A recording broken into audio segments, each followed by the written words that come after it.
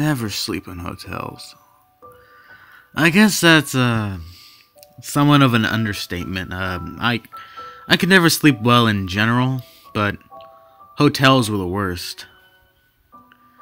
Just the thought that the previous occupant of this bed is a complete stranger was repulsive in my mind. But that's beside the point. What I'm getting at is how this lack of sleep in hotels changed my life. Christmas. We were spending Christmas in a shitty hotel and not with families. Great. Don't get me wrong, it's not like I don't enjoy the all-you-can-eat buffet and soggy hash browns and grits for Christmas Eve dinner. Of course, the first snow of the season had to cancel our flight down to Virginia. It was Christmas Eve, and I was trying to sleep in this bleach-saturated room. My mind's wondering what happened in here to cause such an excessive amount of bleach needed. The room was nothing out of the ordinary. 2 beds, one for me and my dad, and the other for my sister and mom. A bathroom and a stained microwave that looked in need of a good dusting. Somehow I escaped the room and stench of bleach into a dreamless sleep. Waking up, I could tell it was early morning. My dad was next to me, snoring as he usually wakes up before 4 a.m. That's when it hits me. It's Christmas. And I was about to let this bad fortune ruin my favorite holiday. I looked across the bed at the clock to check the time, and that's when I noticed it. The silhouette of a man about 6'3" across the room staring at my mom asleep. Still half asleep and caught up in the moment, I couldn't help thinking of Santa Claus. I realized how stupid the thought was, and horror soon filled my head. I choked back a screech.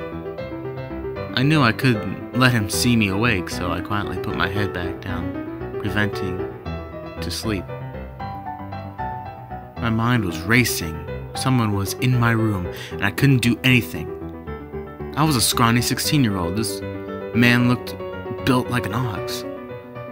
I wondered if I could wake my dad up in time, but I knew that wouldn't work. He slept like a rock. A bucket of water couldn't get him up fast enough. I was practically in tears. I never felt so helpless, but the second time I choked back a scream. He was standing next to me. I could feel and hear his repulsive breath on my face. It smelled like he'd been eating rotten meat for a week now, with no thought of brushing his teeth.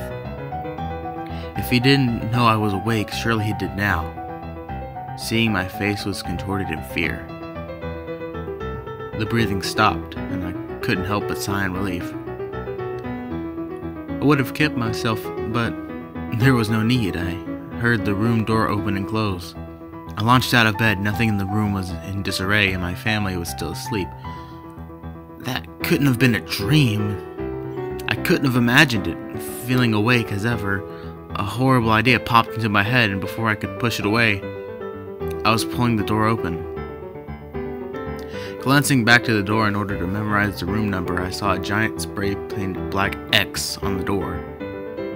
Had I seen this without prior experience, probably wouldn't have thought about it as just some stupid kids. I knew better, but not enough to know what it was for. My heart skipped a beat, and there he was, turning the corner in the hall. Why am I doing this? I tailed him down to the parking lot. He was nowhere in sight. One moment he's walking out of the lobby, the next he's gone. Realizing how cold it is outside in paper-thin pajamas, I returned to the lobby. No one was around. This is strange. I could have sworn there's usually a night occurrence. Adrenaline wearing off, I realized how stupid and rash my actions have been. He could have killed me. I cursed myself back up the stairs. I knew something was wrong when I got to my floor. The door in my room was wide open. I hadn't left it that way, right? I walked inside, and after a quick search of my room, I determined it's safe, and my family was still asleep. I locked the door and got back in my bed. Though I didn't sleep for the rest of the night. I listened to my dad get up, and eventually my mom followed, but I still pretended to sleep. A few hours passed and my parents got my sister and I up. We got into a car and made our way back to the airport. Digging through my bag to grab my iPod led to the finding of something that hadn't been in there the previous day. A note that simply held 5 words I still think about to this day. I knew you were awake.